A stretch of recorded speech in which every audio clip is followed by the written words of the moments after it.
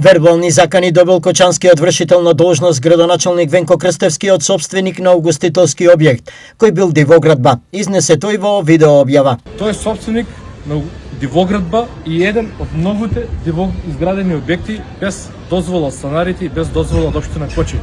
И наместо тоа лице, кое што за жал, уште еднаш ќе му изразам сочувство, изгуби малолетна керка пред 2 месеци во несреќата во дискотеката Пулс.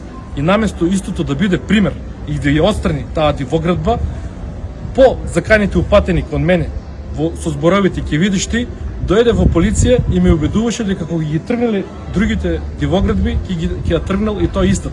Крстевски веле дека не се плаши и одлучен е во намерата се што не е законско изградено да се урне.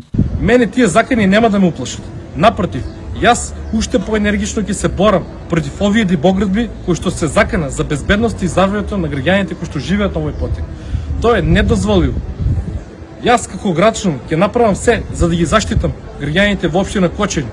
И свесен сум дека во следниот период ќе се соочам со многу закани и притисоци. Меѓутоа, одлучен сум во мојата борба, нема да им попуштам и ви ветувам дека ќе одам до крај. Крстевски ги повика собствениците на дивоградби да ги урнат самите пред тоа да го направи општината. Не чекајте општината да го заврши тендерот за рушење.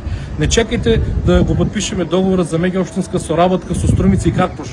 Срушете ги самите дивите објекти кои што се опасност за безбедноста и здравјето на луѓето и да не дозволиме уште еднаш да ни се случи аварија како што не се случи пред скоро 2 месеци.